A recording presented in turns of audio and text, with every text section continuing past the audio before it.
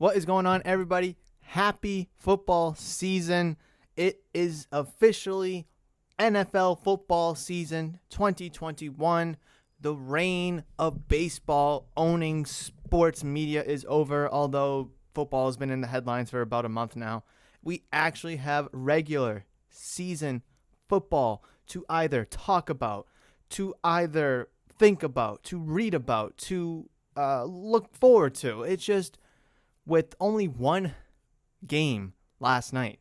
That one game literally jolted every football fan for like a whole night. Like, no one really cares about Thursday night football. I like Thursday night football because it gives me something to look forward to, roughly midway through the week, or I guess towards the end of the week. And I understand the injury ramifications, how it's not, healthy or, safe for the players to play from Sunday to Thursday. I get all that. Trust me, I do.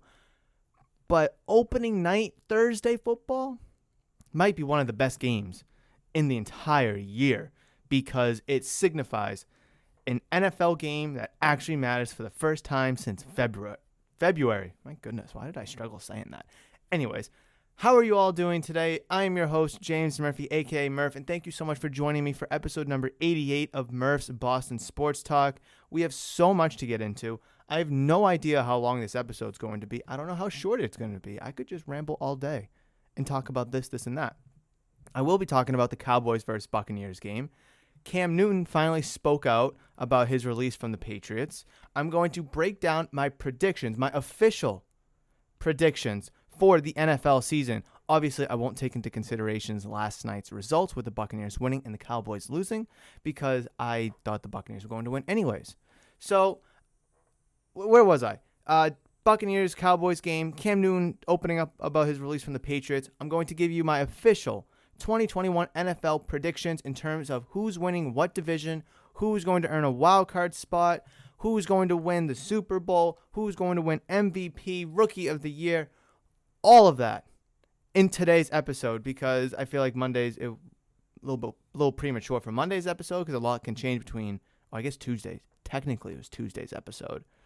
And since we only have one game to go off of, I just feel like, this episode is as close to the season as we are going to get before it gets any further. I don't know. Just work with me, guys. Just work with me, all right? It feels so quick going from Tuesday to Friday's episode. I feel like I just recorded. And for those that may not remember or newer listeners, the first 6 months or so of Murph's Boston Sports Talk, I recorded Monday, Wednesday, and Friday. Believe it or not. Every Monday, Wednesday, and Friday, I was recording. And I did not complain not once about like, oh my God, it was just 2 days ago I was recording. Nope. And then obviously I switched to Monday and Fridays. And then with the holiday, I had to switch to Tuesday just for this week. And I was complaining like, oh my God, it's been forever since I've recorded. And now I'm complaining that it's like, oh my God, it was just yesterday.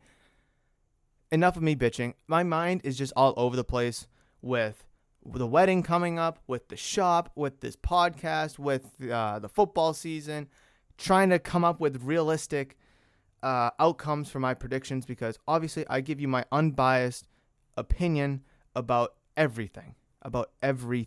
So my NFL predictions are very unbiased as much as I want the Patriots to win the Super Bowl and Mac Jones to win MVP and Rookie of the Year and all this and all that. Hell, he can even win Defensive Player of the Year. I'm not going to do that. Obviously not. And then once we talk about all the football that we need to talk about, I will not talk about the Red Sox. I'm not going to do it, not yet. But I do have something to say at the end of this episode about said Red Sox. But we're just going to have to wait till the end of that episode. But first, we do have to dive into the Dallas Cowboys visiting the Tampa Bay Buccaneers in the 2021 NFL season opening night game.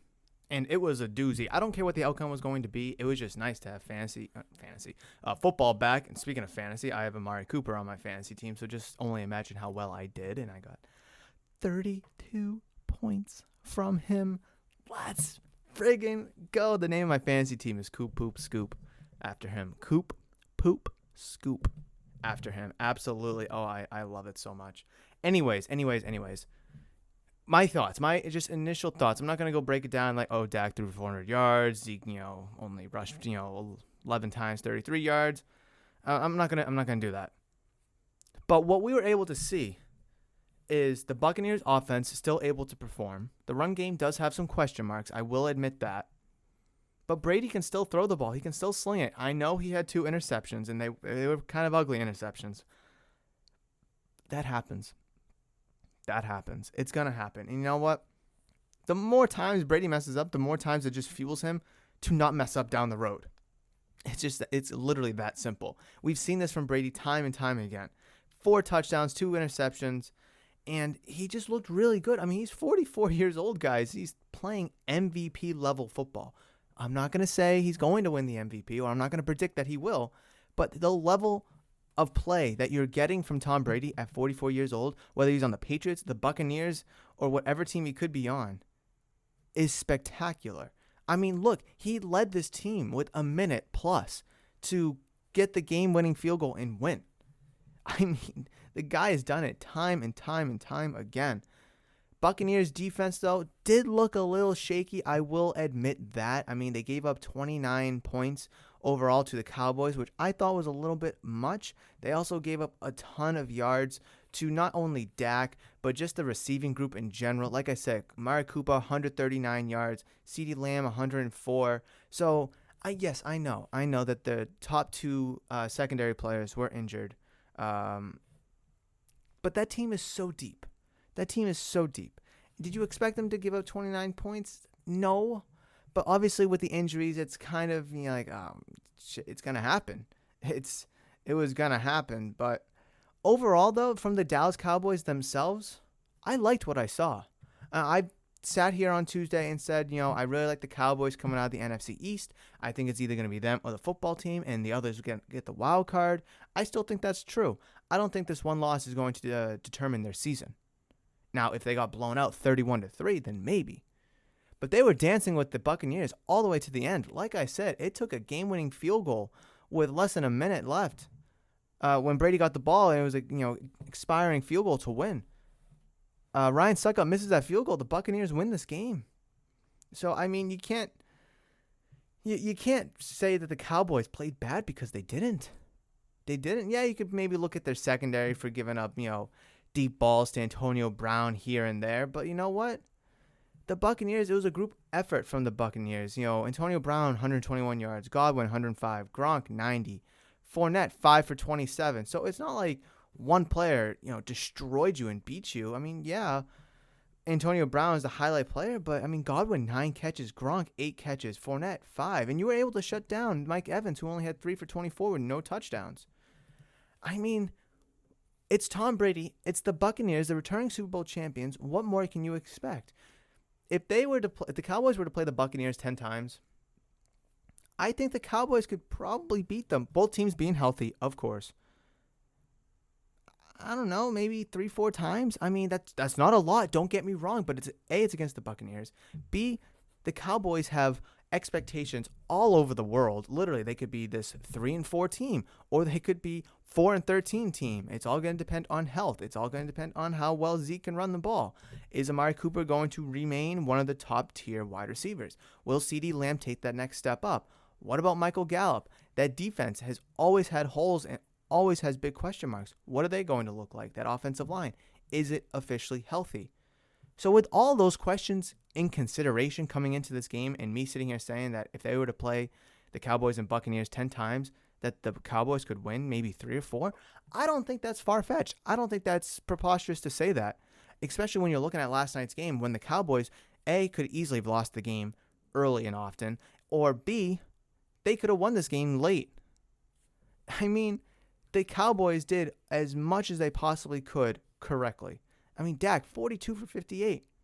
His first game back since week 5 last year, impressive. He also came in with his lat strain injury or uncomfort or whatever, the shoulder that he injured in, training camp and such. He looked fairly healthy. He was able to move in the pocket, scrambled a little bit, nothing crazy, but 403 yards, 3 touchdowns and interception. I think for game 1, if you're a Cowboys fan, yeah, you would have liked to have squeaked that win out, especially late when you had the lead and you just had to stop the Buccaneers one time, or Ryan Suckup missed 1 field goal. It would have been so sweet to won this game. But all things considered, you have to take away this game and be like, Cowboys could be legit. They could be legit. They got the Chargers next week. They got the Eagles, Panthers, Giants, Patriots, Vikings, Broncos. I mean, their upcoming schedule isn't anything crazy. I mean, their toughest game might be the Patriots coming up. I like the Cowboys this year. I really do. And this one game, could determine their season, obviously, if they don't rebound correctly against the Chargers next week. But I don't think it will. If anything, they're walking out of this game with their heads high because, obviously, if you're in the locker room, player, coach, whatever, you expect to win this game. Fans, you want to win this game. But were you really going to win this game from the jump? I mean, opening night, banner raising, lack of banner raising, it was just like a little sign that they just like turned the lights on for. So that was kind of weak and depressing, but whatever. I mean, you have to, from an NFL unbiased outside view looking in on the Cowboys, you got to like what you've seen. And you got to think that there's going to be more to come from this team. They're going to win some games. They're going to be in some tight games. How they execute in those tight games will be a huge question mark. But overall, from the Cowboys in this game, I liked what I saw. I really do. And then on the other hand, from the Buccaneers, I liked what I saw too from them. Their offense, like I said, was able to click. Brady's got to be careful with those interceptions. And the defense needs to stay and remain healthy. Because if they give up 29 points or 30 points or so every night, that offense can keep up, but you don't want the offense to keep up. You don't want it to have to be an offensive shootout night in and night out, especially when you have a great defense in your own right. So obviously for the Buccaneers, they got the Falcons, the Rams, the Patriots, Dolphins, Eagles, and Bears all coming up. Some good games in there. Don't forget, last year they started 7-5 in their first 12 games. Then they had the bye week, and then they won their next however many games to the Super Bowl. So this team could start off cold, but they will finish hot. They will. Or they're going to come out blazing hot, win 9 in a row, lose a few games, and then figure it out maybe into the playoffs.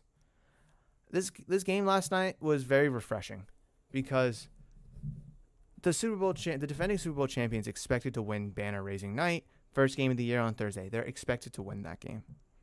And at no point in this game was 100% certain that the Buccaneers were going to win this game based off of the play between both the Buccaneers and the Cowboys. Cowboys were always in this game. Always. And that was refreshing because it wasn't a blowout. It wasn't a 41-3 win for the Bucs. It wasn't like close for a little bit, and then it just became a slugfest for the Buccaneers. Injuries weren't like Tom Brady wasn't injured, Dak wasn't injured, Zeke wasn't injured. There was no major injuries. I know the Buccaneers had some injuries in their secondary, but for the most part, it was two teams battling it out, their best possible roster leaving preseason. And if these two teams were to meet again, which Dak said, we'll meet again, which I hope so because this matchup was friggin' awesome. These two teams will look completely different in terms of, some micromanaging, players coming in, players going out, injuries, God forbid. So I would love to see this matchup again later in January. But with what we got right now, it makes me even more excited for the NFL season. And speaking of the NFL season, before I do break down my NFL predictions, when I talk about the NFC, East, North, South, West, and the 3 wildcard spots, and then AFC respectively, and then I have some rewards or accolades, I do want to talk about what Cam Newton had to say as he finally opened up about his release from the New England Patriots 10 days ago. So this article broke at 9:12 in the morning from Mike Reese, ESPN writer for the New England Patriots. I love Mike Reese's stuff. He's so friggin' good at what he says and how he writes things. It's just gold. Every team needs a Mike Reese, and every team might have a Mike Reese. I don't know, but if they don't, they need one. So I do want to talk about. I'm just gonna read the article, and it's not fairly long, but it's got a lot of good detail in it. It's titled "Cam Newton Shares Surprise at New England Patriots Release. Didn't think Mac Jones would be comfortable with him as backup." Interesting title. All right, Mike Reese goes on to say, Free agent quarterback Cam Newton said he didn't see his release from the New England Patriots coming in his first remarks since the team cut him 10 days ago. Quote, "Did it catch me by surprise being released? Absolutely," Newton said in a video released Friday morning. Newton's remarks came in a YouTube live video in which he sat down with his father, Cecil, on the football field at Newton's high school alma mater in Atlanta. Newton told his father he didn't believe his 5-day absence from the Patriots due to COVID-19 protocol, quote, misunderstanding, in August was the primary reason for his release, but added, quote, "During that time, I started seeing signs of change. Do I think this would have happened without me being away from the team for 5 days? Honestly, yes. It was going to happen. Did it help ease the decision? Yes." Newton said he, quote, "absolutely would have been willing to serve as a backup to rookie Mac Jones, but that he believes Jones would not have been comfortable with the arrangement. Quote, let me be honest with you. If they would have asked me, Cam, we're going to give the team to Mac. You're going to be the second string. We expect you to be everything and some to guide him throughout this tenure. I would have said, absolutely." End quote. Newton said, "But listen, the truth of this matter is he would have been uncomfortable." Newton said he enjoyed working with Jones while adding, quote, "Mac Jones didn't beat me out, but I would have been a distraction if they would have gave him the starting role. They knew the perception that it would have had if the success didn't come." End quote. Now, I just want to pause there before I continue reading anything. I don't know if I fully agree with how Mac Jones would have been uncomfortable with it. The only thing I feel like he would have been uncomfortable with is that distraction, because Cam Newton is such a presence in the NFL. He's a character. He has personality. He says the right things. Bill Belichick likes him. And would that have put pressure on Mac Jones to have the locker room like him? At the beginning of preseason, the locker room loved Cam. And then week after week after week, you hear that players start to like Mac Jones and that, they can't trust Cam Newton and yada, yada, yada. So would he have been a distraction? Maybe. The uncomfort thing? I don't know. I want to try to put it in like a comparison. Like, Mac Jones beat out Cam Newton, but Cam Newton's still a quote unquote starting caliber quarterback, still in the background. So Mac Jones could honestly feel like, if I mess up one time, I'm done. And rookie quarterback mentalities are so fragile. Young goalies, or maybe just goalies in general in the NHL, they're so fragile. It really is. The two most important positions, all of sports, quarterback and goalie. Super fragile. It's just kind of the name of the game. So Mac Jones, say he starts out 1-3. They're like, oh, maybe Mac Jones isn't ready. Maybe we should have trusted Cam, at least to start the season. I can see it being a distraction. It's just a whole uncomfortable thing. I don't know. It just all depends on how Mac Jones truly felt about Cam Newton for the time being in front of him. Like, that's just like, those two together is a comparison of, they're, in a relationship, then they break up, but they're still in the same class. Like, say college or whatever, or high school, boyfriend, girlfriend, dating, then they break up. It could be mutually or whatever, some stupid reason, whatever kids break up over nowadays with. And it's still like having the same class together. Would it be that uncomfortable? I mean, that's the only thing I can think of. So anyways, I'm going to continue with the article. Newton, 32, who said he isn't retiring, detailed his viewpoint of how things shifted at practice. Quote, "That time with me finding out about the release and kind of seeing things different when I look back at it, I was probably getting 2 reps to his 10 reps, and that's why it was starting to make sense," Newton said. "Even though I was starting, that doesn't necessarily mean nothing," which I kind of grew onto. This is me talking. I kind of grew onto that because Bill Belichick was saying Cam Newton was the starter. He's the starter. But maybe on the depth chart, he is. But come week 1, that's what matters. Anyways. Quote, "I think that's where they did a good job with kind of disguising it. Cam took first team reps today, but didn't know but the media members didn't know the practice structure. The first team goes down, the second team goes back, and then the first team comes back too, and that's when Jones was getting his first team reps. So, they were kind of disguising it. Interesting." Newton also expanded on what happened with him in the COVID-19 protocol, saying he was traveling for a second opinion on his foot, which he underwent surgery on for a Liz Frank injury in 2019. So Cam Newton wasn't even healthy. It seemed like he was healthy last year with the exception of him missing time with COVID. But his 2019 season ended early because of a Liz Frank injury, which is actually the same injury that Cam Akers is going through right now, ironically enough. And he was going to get a second opinion on it. Interesting. Maybe that's why he was cut. Not because of performance, not because Mac Jones beat him, because of injury. Interesting. Quote, this had nothing to do with no vaccination. They gave me clearance to go. I'm owed a second opinion. This was the last time I felt that I was going to have an opportunity to get a second opinion, Newton said. Not to say the personnel with the Patriots wasn't coherent to telling me everything I needed to know, but having 4 eyes on it is better than having 2 eyes on it, in my opinion. It wasn't that I was having any issues or pain. I just wanted to do a checkup with the person who, in essence, diagnosed me with the Liz Frank. I felt obligated to kind of check back in with a 6-month review. 6 months ago would have been, what is it? I don't know. At the time it was August, so it would have been February.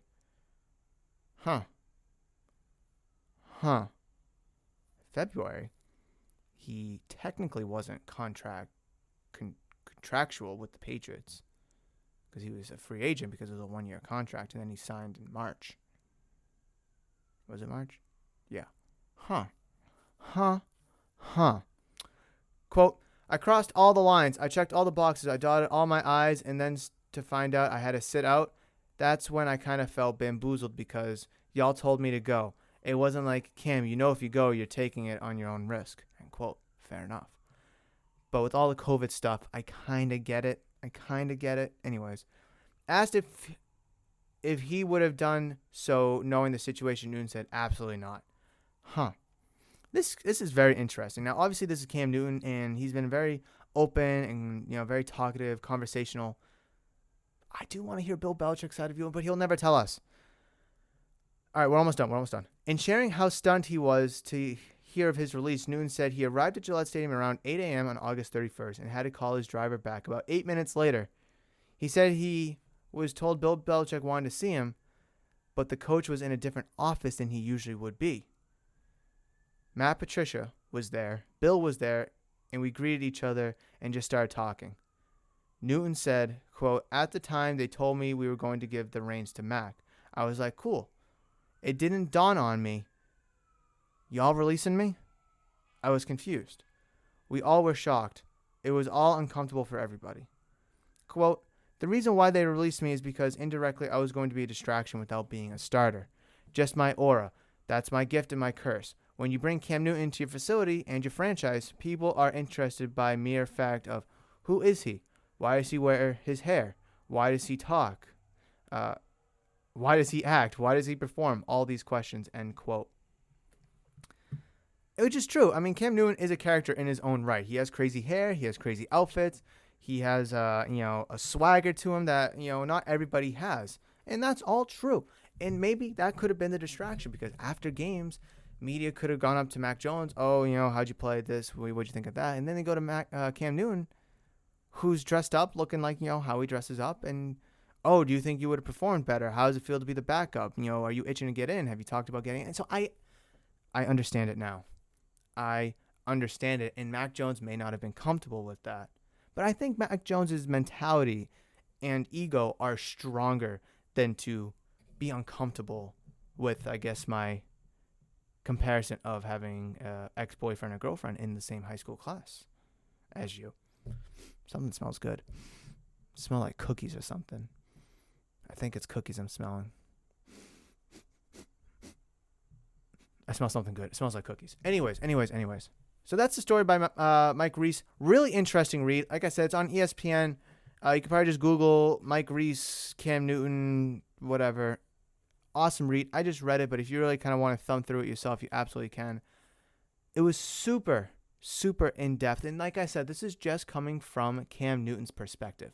Is this the absolute accurate version? Maybe. Could be. I mean, until Bill Belichick or Patriots open up about it, we'll never know.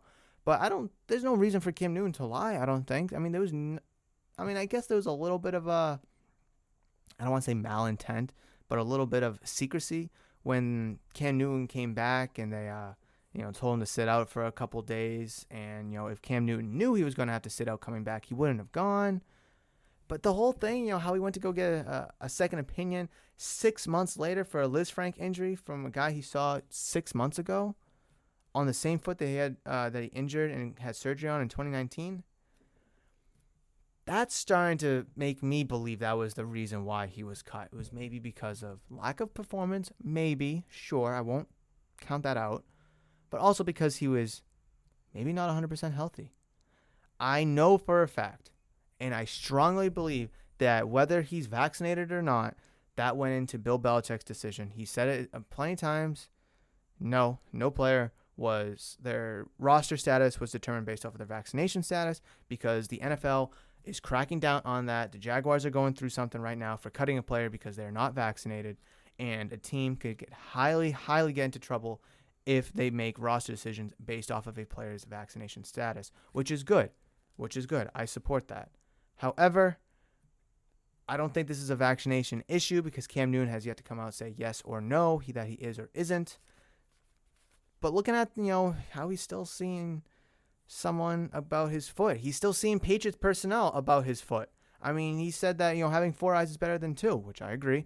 Having a second opinion is always a good thing. But to have the Patriots training staff or, medical staff, I should say, just looking at your foot to begin with, little concerning. So obviously with the more that comes out, more information that comes out, the better idea you get into why decisions are made. Obviously, like I said, this is only coming from Cam Newton, but I don't think he has any reason to lie. I think if he was going to lie, he would have bashed Bill Belichick. He would have bashed Mac Jones, this and all of that. It wouldn't have looked good for him, but if that's the truth, I think he would have said it. But we got the truth version that we got. So that's what I had to say about Cam Newton, rather. So I do want to transition from just the Patriots to the NFL as a whole. I'm going to back away from the mic for this one. 2021 NFL predictions. Here on Murph's Boston Sports Talk, it took us 88 episodes to finally get to our very first NFL season predictions. Now, obviously, last year I didn't start the podcast till January, so all we really had to go off in the middle of January. So all we really had to go off was, I think, like the second round of the playoffs, and that's kind of really it. Here we are. My 2021 NFL predictions. These are as unbiased as I possibly could be. And I'm going to go into each pick with a little bit of detail. I'm not going to sit here and talk about for 10 minutes about why I picked this team to win this division, whatever. I will give like a couple sentences about it. So let's just dive right into it. You ready? I'll start with the NFC because I think that's I don't want to say the most interesting one because I don't want to go with the AFC first. And then you're like, NFC. East. Back and forth between the Cowboys and the football team. I'm going to pick the Cowboys. Did last night alter my decision? I don't think so. Because I think I was going to pick the Cowboys anyways. I won't be surprised if the football team wins. But I'm going to peg the Cowboys as winning. I think they have a lot of good talent on that team if they remain healthy. NFC North. This is a tricky one. A lot of people say Packers easily. I don't think it's an easy decision. I am picking the Packers, so Packers. But I think this is going to be like a last. I heard someone refer to it as like a last dance for Aaron Rodgers. I kind of see that because Devontae Adams' contract's up at the end of the year. Aaron Rodgers almost sat out this entire year, so he might be like, you know what, screw it. One more shot. Adams still on contract. Aaron Jones just re-signed. I'm 38. See where it goes. We were so close last year. Honestly, it kind of reminds me of a last dance kind of thing like the Bulls did in 98. So interesting to see that. I think Aaron Rodgers is going to give 120% into winning games and hopefully winning a Super Bowl for this team, or he's going to be checked out if they start off slow. My opinion. NFC South, Tampa Bay Buccaneers. Last night's game did not alter that decision at all. I had the Buccaneers pegged to win regardless. Saints, I think we'll give them a run for their money maybe early. or maybe a late run for their money later in the season, but they're going to come up a little too short. Or if they start off hot in the beginning of the season, they'll fizzle out. NFC West, tough division, a lot of good teams, but I think the Rams are just a leg above all of them, above the 49ers, Cardinals, and the Seahawks. There we go. So I do have the Rams winning. Matthew Stafford, completely different and way better quarterback than Jared Goff. A lot of that defense is coming back. That offense is coming back. You just plug in Matt Stafford. I know you don't have Cam Akers, but they got Darrell Henderson, Sony Michel with a pass-happy quarterback in Matthew Stafford. I think they'll just be okay. Wild cards. So I got my 3 wild card predictions. Now, in no way, shape, or form are these predictions based off of seeding. So I'm not saying the Cowboys will be the 1 seed, Packers 2, whatever. I just did East, North, South, and West. Simple. And just 3 wild card spots. I'm not saying that the first team I rattle off for the wild card is going to be the 5 seed, second 6, and then the last wild card is the 7 seed. I'm not doing that. These are just 3 teams that I am predicting to win a earn a wild card spot. I did the same thing for the AFC. So wild card, I have the Chicago Bears. I think they're really good this year. They have Andy Dalton, who's a competent quarterback compared to Mitchell Trubisky, who they had last year, and Nick Foles, who they had last year. Actually, they still do have Nick Foles. But I think Andy Dalton will give them some decent quarterback play. You saw a little bit of it with the Cowboys, as the Cowboys made a late run for the playoffs last year with Andy Dalton. However, is Andy Dalton going to be the quarterback for the whole season? I don't think so. I think they'll switch to Justin Fields, and I think that team will absolutely take off when they do switch to Justin Fields. They could even become potential NFC North contenders if they do switch to Justin Fields early in the season. Will they win the North with Justin Fields? I don't know. But that team has a really good defense and I don't want to say a lot of good weapons, but some really good weapons on offense. Darryl Mooney, Allen Robinson, David Montgomery, Cole Kmet. I like what that team has. Andy Dalton will be decent, but I think Justin Fields will take him over the top. They were a playoff team last year with Mitch Trubisky. So you plug in Andy Dalton, you should still be a wild card team. But then you put in Justin Fields, you should be a wild card team. Anyways, second one, Washington football team. Kind of a questionable pick. A lot of people are saying that they won't make the playoffs unless they win the NFC East. I can wrap my head around that. However, I think they're still a good team. They have a pass-heavy quarterback in Ryan Fitzpatrick. You still have Terry McScorin, Logan Thomas. They signed Curtis Samuel, who will start injured, but that's okay. Antonio Gibson, J.D. McKissick. I can go on and on. That defense is really good. Top 5 caliber defense. If they don't win the division, I can still see them winning a wild card spot. And just for the record, although this is my predictions, I will not argue if you have the football team winning the division and the Cowboys making the wild card. I won't argue that.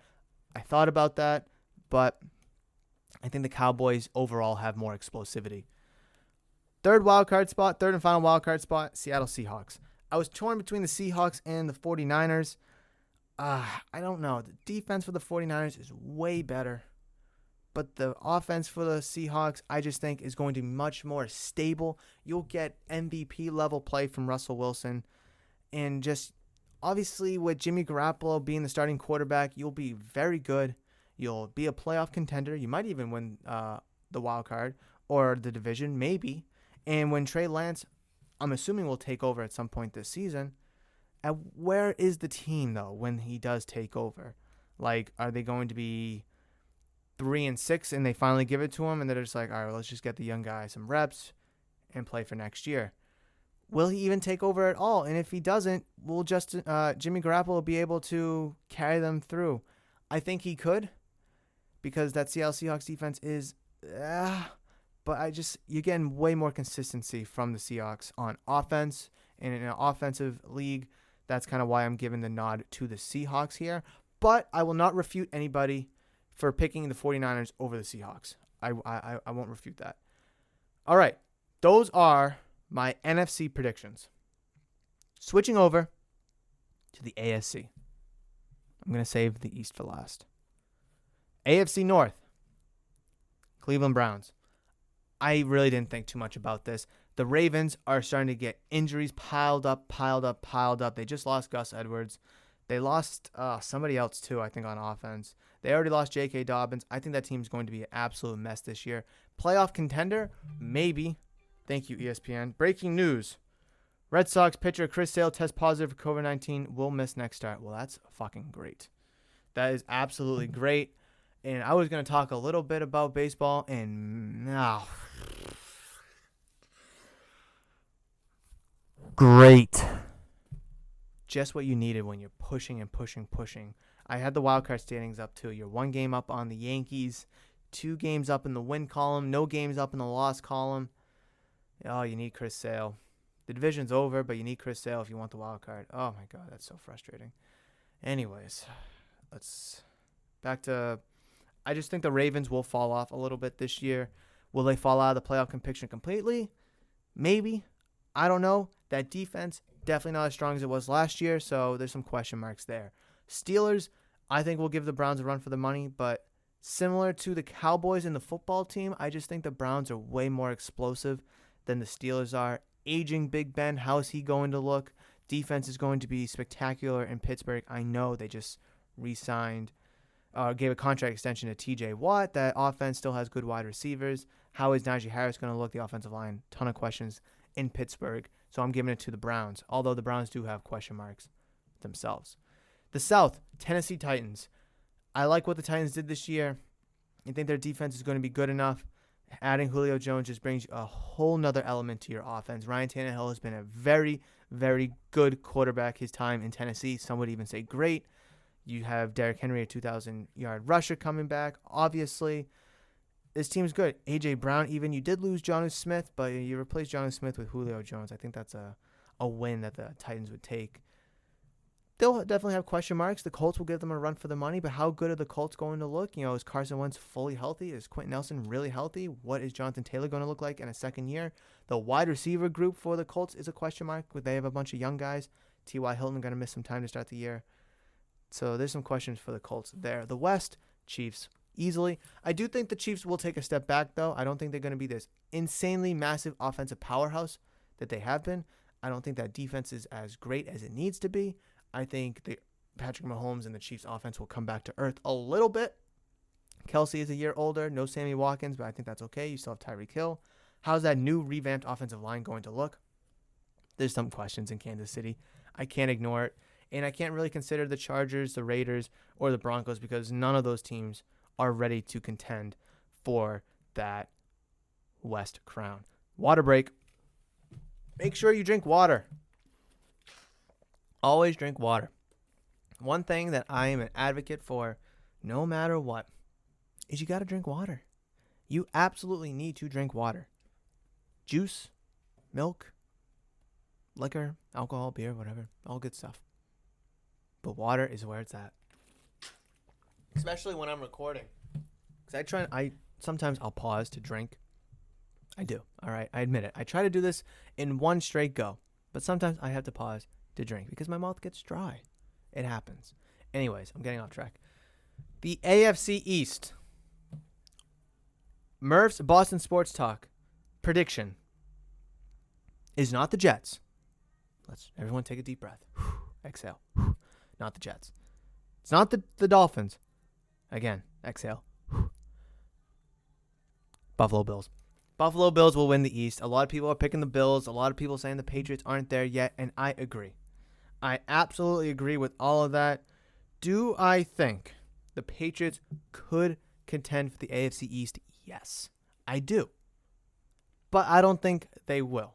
I think maybe early on they will. But I think towards the end of the season they might fall off a little bit. Mac Jones playing a full 17-game regular season. Patriots still have question marks. I just don't think they have enough to compete with the Bills in terms of all of the Bills' weapons, what they have on defense, Allen, Diggs, all that good stuff. Wild cards. No order, just like the NFC. Wild card. Pittsburgh Steelers. I know I said that they have a ton of questions, and they do. But I still think they're good enough to get into the playoffs one way or another. I think they have a 15% chance to win the division, but I still think they're good enough to get a wild card spot. Wild card 2. Los Angeles Chargers. formerly San Diego Chargers. I think they're good. I think they're really good. Obviously, it's going to depend on a sophomore campaign from Justin Herbert. Yes, big question mark there. What are you going to get from him? A lot of hype. Saw a lot of flashes last year. Offense looks relatively decent as long as it can remain healthy.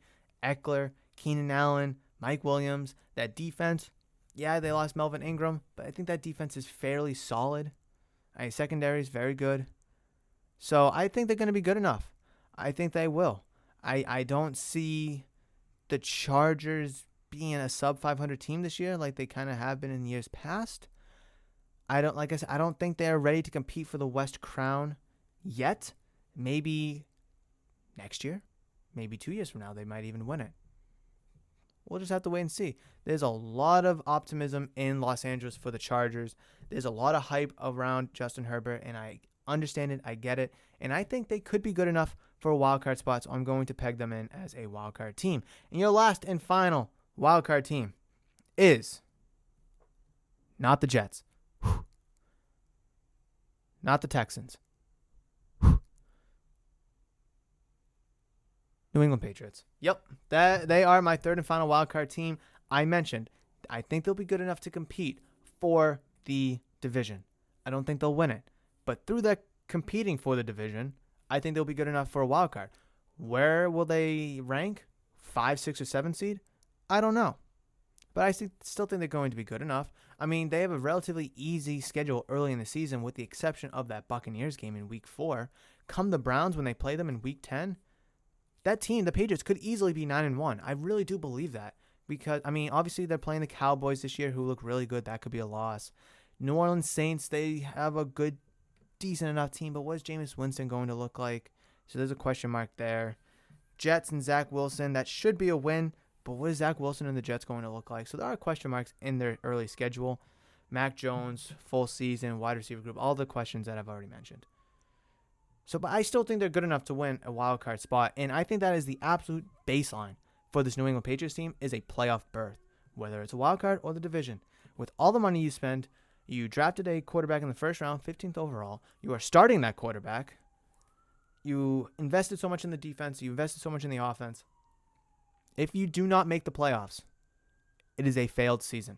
I don't care how you make the playoffs. You could be friggin' 7-10 and squeak in as the 7th seed.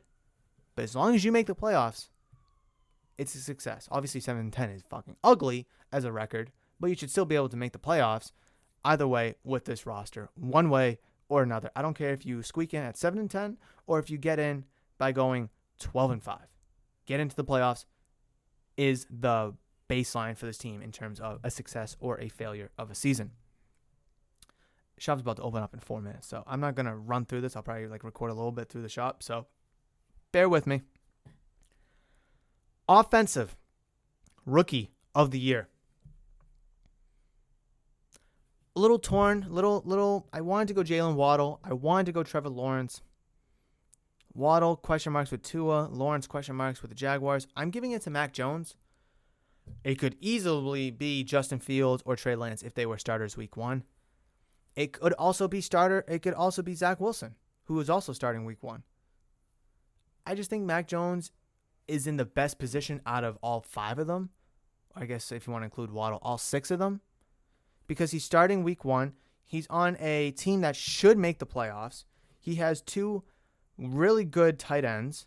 He's got James White, decent running game. Wide receivers is a question mark. But since he's going to be starting week 1 and Justin Fields isn't, Trey Lance isn't, Jalen Waddle, question mark with Tua, Trevor Lawrence, question mark with the Jags, and Zach Wilson, question mark with the Jets. You could argue Mac Jones, question mark with the Patriots, but I think all things considered, he is in the best situation. So that's why I'm giving him the Offensive Rookie of the Year. Defensive Player of the Year. I'm sorry. Defensive Rookie of the Year. Excuse me. Defensive Rookie of the Year. Micah Parsons. I think he's going to be an absolute beast. He's going to be an animal. He's going to be vicious, and he's going to be a Navarro Bowman. He's going to be a Luke Kuechly. He's going to be a Levante David, Devin White. He's going to be an absolute beast. He's going to be like a Gerard Mayo. I love what I've seen. He's so eager to play. He wants to do all this and all that on the defensive side of the ball. If you watch the Hard Knocks for the Cowboys, I think he has what it takes, and he's going to be a focal point of that new look. I say that loosely. New look Dallas Cowboys defense. All right, so just to quickly recap, Mac Jones, Offensive Rookie of the Year. Micah Parsons, Defensive Rookie of the Year. Offensive Player of the Year. I feel really good about this pick, Stephon Diggs.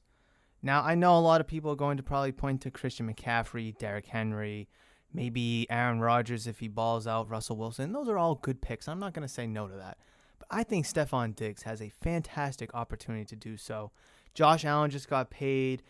He had a monster season, MVP level season, and I think that's due because of Stephon Diggs. The Bills made a deep playoff run last year, and without Stephon Diggs, I think Allen's a way different quarterback, in not a good way. And I think that team in general is just, or at least that offense is just not nearly as explosive. So I think the success of the Bills that I've been talking about, how they're going to win the East and how they could make a deep playoff run, is going to go through Stephon Diggs, and I really think he's going to 100-plus receptions, 1,500 yards, double-digit touchdowns. I really think he has that type of ability. We've seen it before, and I think with him and Allen being best buddies now, it's really going to take off, and we will really see it this year. Defensive Player of the Year. Jalen Ramsey. It's staying in Los Angeles. It's just not Aaron Donald. And you could say Aaron Donald, and I'll be like, okay. I'm not going to argue that because that's a great pick. That's a safe pick. But I wanted to spice it up a little bit, give it back to a defensive back. And I think Jalen Ramsey is poised to be, he's a shutdown corner. He's poised to lock down every team's best receiver week in and week out. And obviously with him, new contract and all that, I really think another year, a full year in Los Angeles, you're really going to get to see that superstar, elite, number one cornerback, not just for his team, but for the league in Jalen Ramsey. And I know that offense for the Los Angeles Rams looks really good with Matthew Stafford and all that.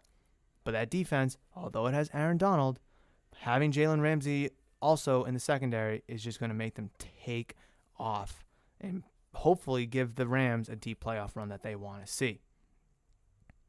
MVP. Most valuable player. Last year, it was Aaron Rodgers. I'm not picking Aaron Rodgers.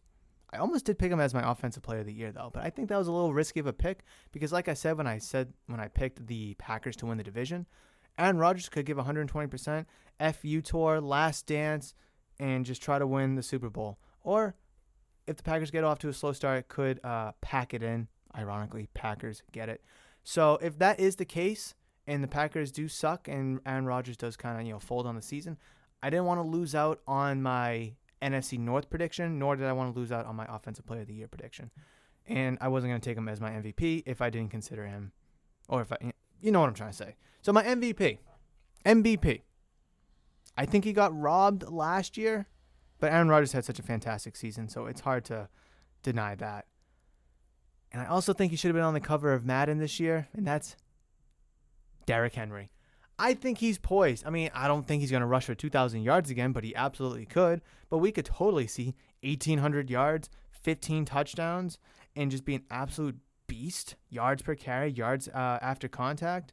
I think he has what it takes. Now, will his production maybe take a step back because Julio Jones is there? Sure, absolutely.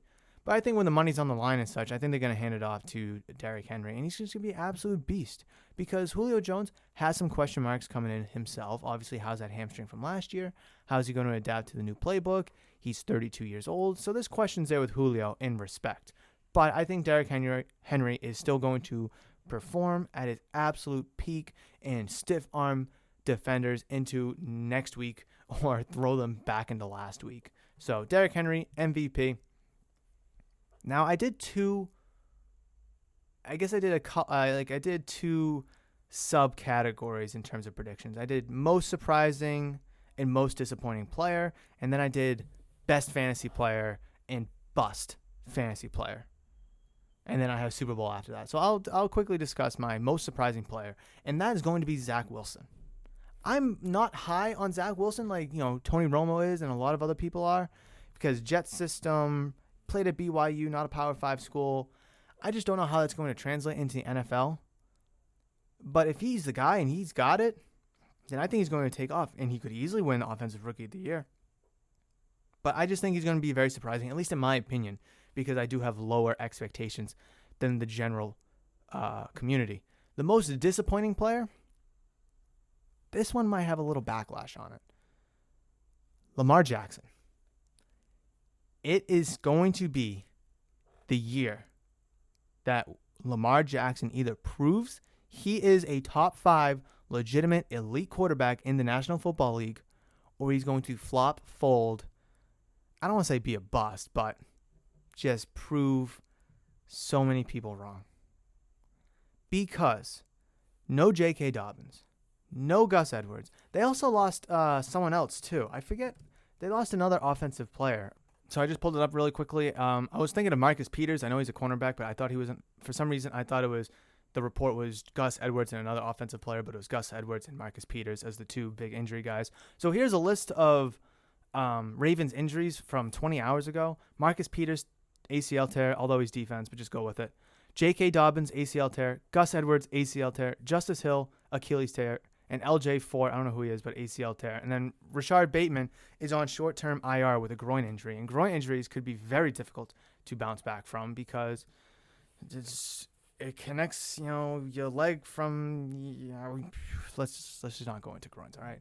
But we get the point. It's Lamar. A lot of pressure is on Lamar Jackson. Yeah, they signed Le'Veon Bell. Yeah, they signed Latavius Murray, who they just actually signed this morning.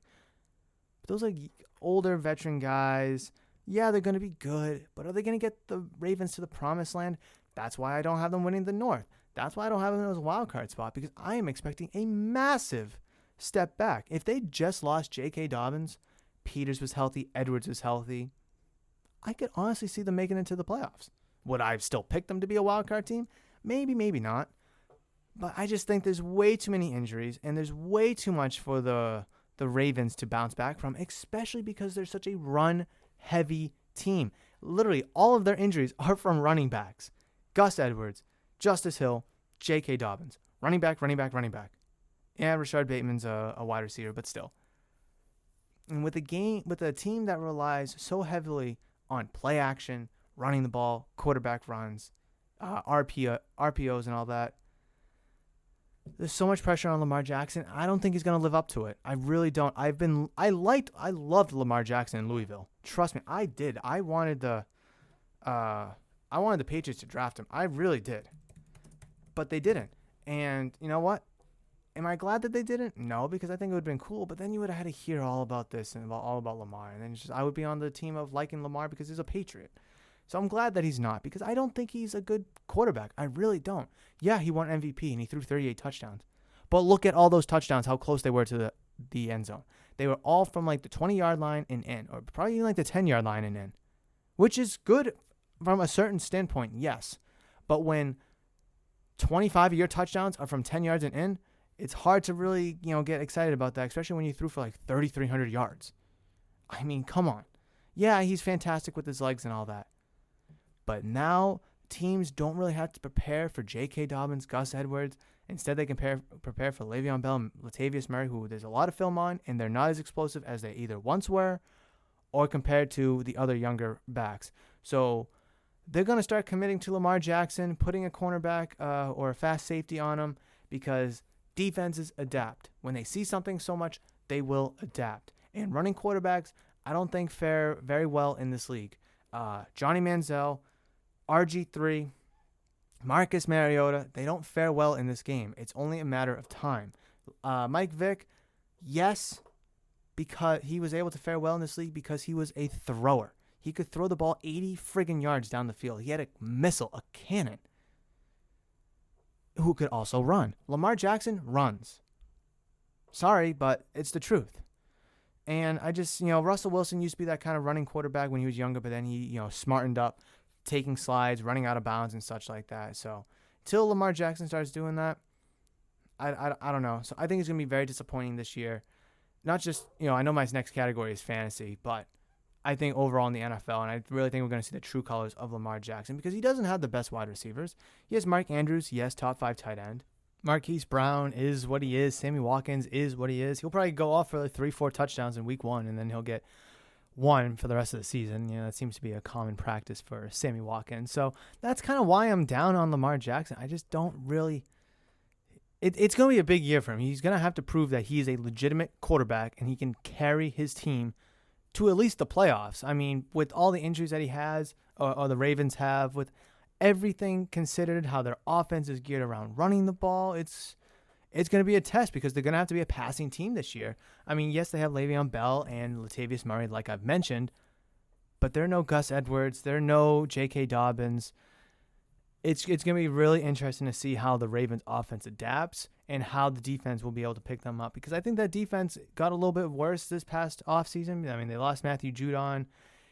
I don't know. Oh, obviously, like I said, Marcus Peters as well. I mentioned that a little bit earlier. So that is why I have Lamar Jackson as one of my most disappointing players.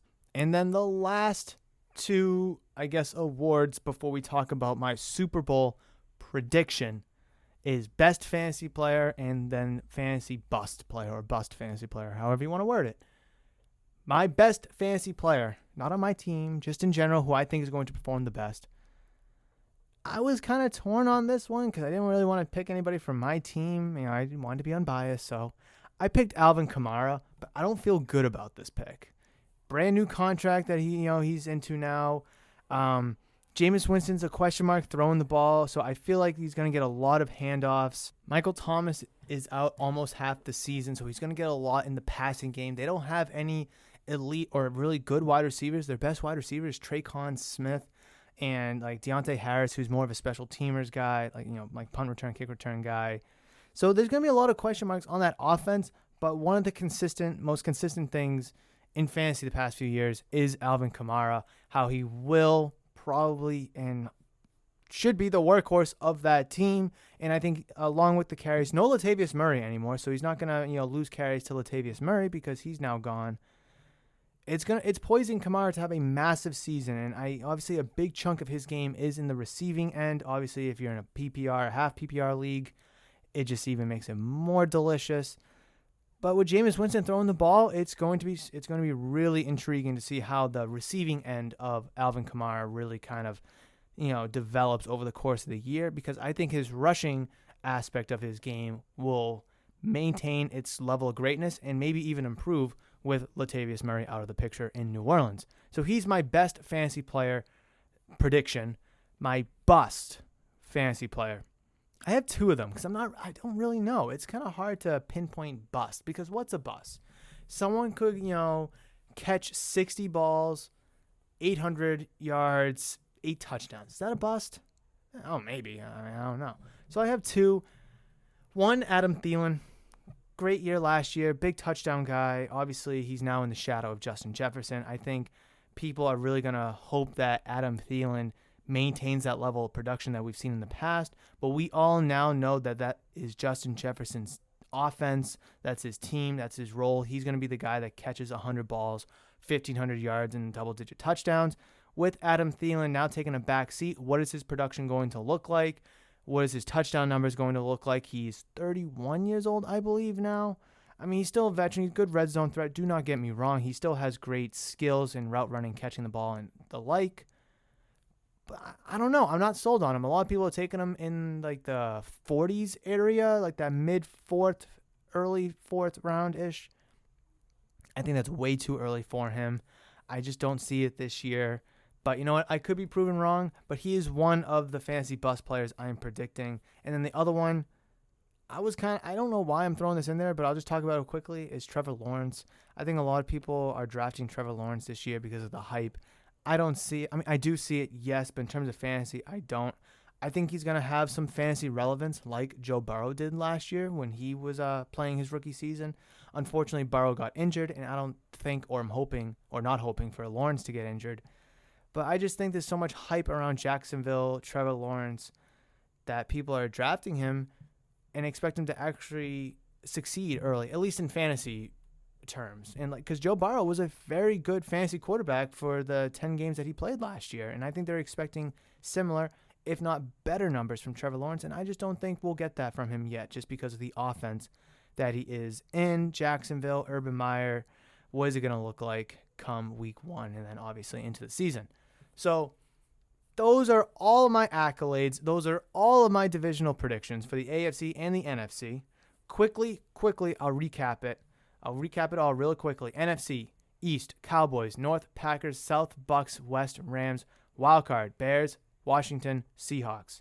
AFC, East, Bills, North, Brown, South, Titans, West, Chiefs. Wildcard, Pats, Steelers, Chargers.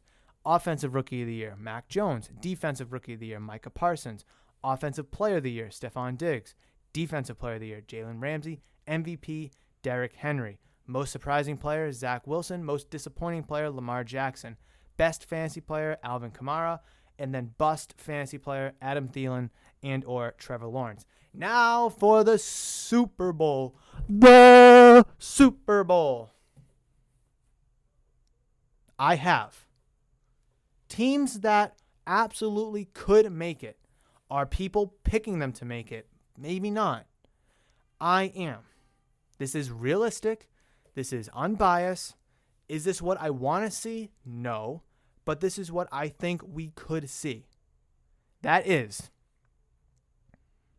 the formerly known St. Louis, now Los Angeles Rams versus, oh, that's funny because I think the Super Bowl's in Los Angeles this year too. Didn't pick it for that reason, but that's actually really ironic because the Bucs won it last year in Tampa Bay. Oh, that's so funny. Anyways, Los Angeles Rams versus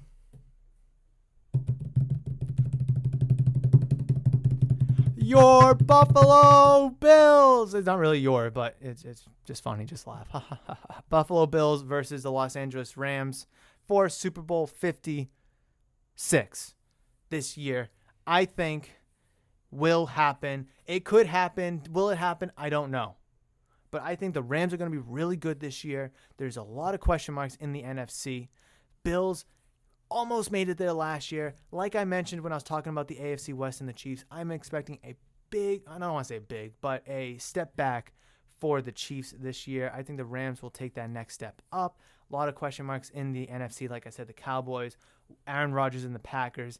The Bucs absolutely could make it and be there instead of the Rams, but I wanted to spice things up because so many people are picking the Bucs and the Chiefs again. So I had to be different. You know, the safe bet is the Bucs and the Chiefs. But if you want to spice things up a little bit, you go with some teams that you don't think people would think of, and that is the Los Angeles Rams and the Buffalo Bills. Now for the winner.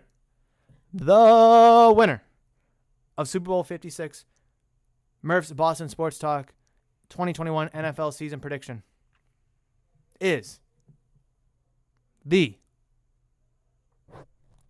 Rams. Yep, picking the Rams. I am picking the Rams, not because I am or I guess maybe was a Rams fan for a little bit. I just think they have it. If those two teams square up in the Super Bowl, I do think the Rams have what it takes to beat the Bills. Not saying that the Bills will get swamped out. Not saying that the Bills will play a bad game. Bills could easily, I don't want to say easily, but the Bills could win that Super Bowl if this matchup was to happen. But I think the Rams have the edge in a lot of categories, and I think overall they are the better team. Hence why I am picking them to win the Super Bowl this year for Murph's Boston Sports Talk 2021 NFL predictions. So there you have it. Mark it down. It is official. All of my predictions are in, and we will definitely recap this, most of them towards the end of the season, but then obviously the Super Bowl stuff we'll have to look at after the playoffs. So I did promise a small little baseball segment at the beginning of this episode, and I'm going to get to it right now because I promised, and I am a man of my word. Now, I am still not talking about the Red Sox, so do not expect me to do that right now. I'm not going to do it. But, they are in the wild card lead. They're playing decent ball. Big series against the White Sox. Blue Jays, 9-1 in their last 10, 8-game winning streak. They're half a game out of the second spot. Would love to see the Blue Jays bounce the Yankees out. Would friggin' love that. Oakland 2 games out. Seattle's 2 games out. Really, between the Red Sox, Yankees, Blue Jays, Athletics, and the Mariners, it's wide open for the wild card because the division is not happening. You're 8-9 games out of the division, so kiss that one. Goodbye. this wild card's getting a little juicy. Now, I wish the Red Sox were 9 games up in the division on the Tampa Bay Rays, albeit that would be a little bit of boring. Obviously, I do not want the Red Sox to lose for the efforts of interest in entertainment. Don't get me wrong. I would love for them to win 120 games, walk right through the playoffs, and win the World Series. Would absolutely love that. But in terms of the media aspect in the media realm, it's not really all that interesting, with the exception of, history, right? Because 120 would be, the most wins in an MLB season. I digress. The Red Sox, whether you like it or not, they are in the heat, the thick of this playoff picture for the American League. They are on top of the wild card right now by 1 game, like I mentioned. Chris Sale did test positive for COVID. Massive blow. If the Red Sox, with everything that's happened this year, first place, best team in baseball for a long period of time, made no moves at the deadline, to go on this suck bag run, to having 12 or whatever players test positive for COVID or be on the COVID protocol list, to still make the playoffs with Jose Iglesias, Jack Lopez, Jonathan Arauz, and whatever other schmucks we're calling up, Austin Davis, Hansel Robles. That's a really good story. That's a good story, a season story. Now, would it matter if they just get to the playoffs and lose? And no, would not matter.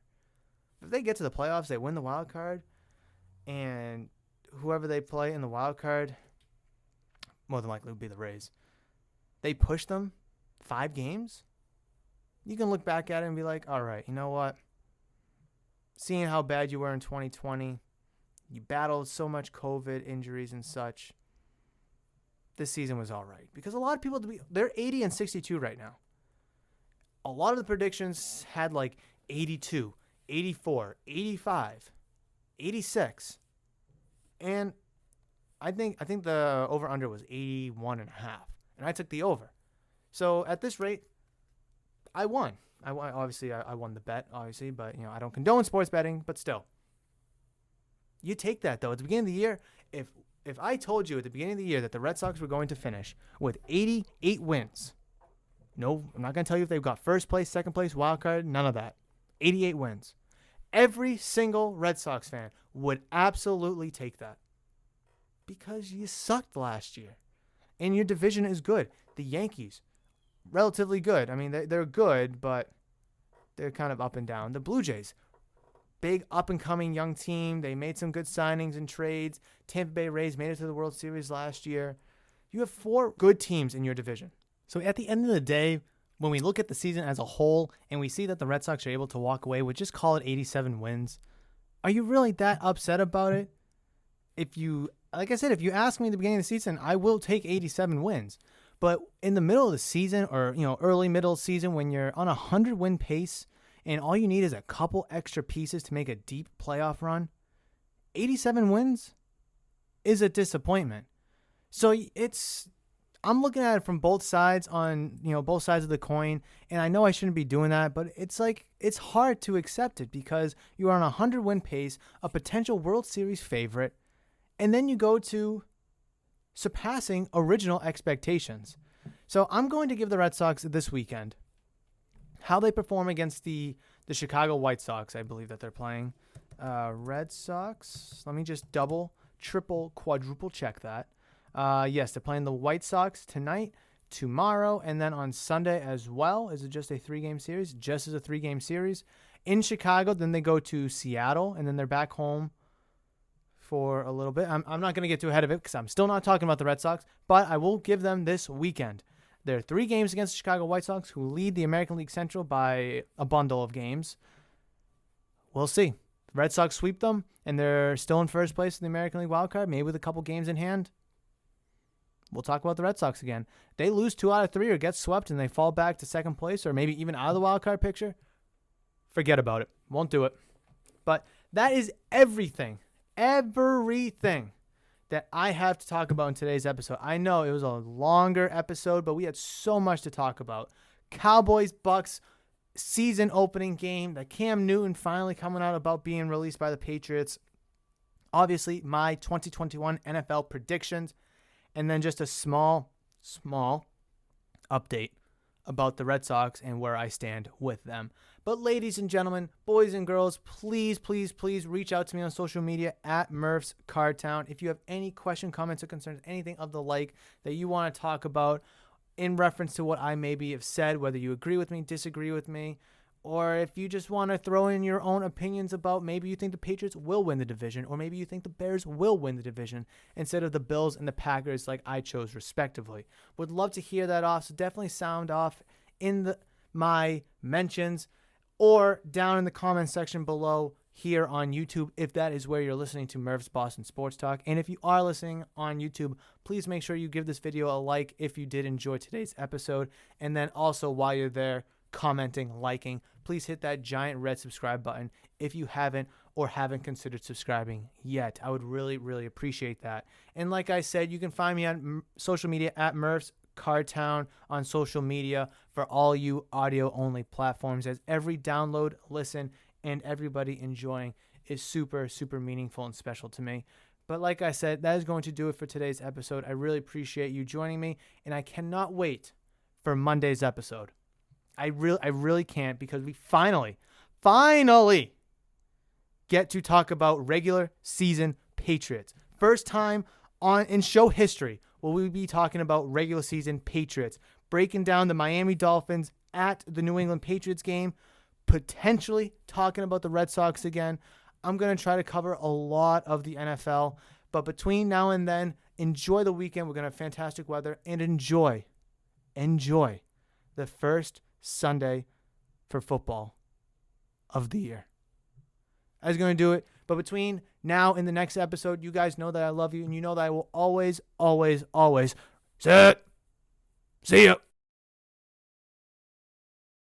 That was supposed to be me impersonating a quarterback, ready, set, hut, but instead I said ready, set, see ya, because I say see ya at the end of my podcast episodes. Get it? Okay. See ya.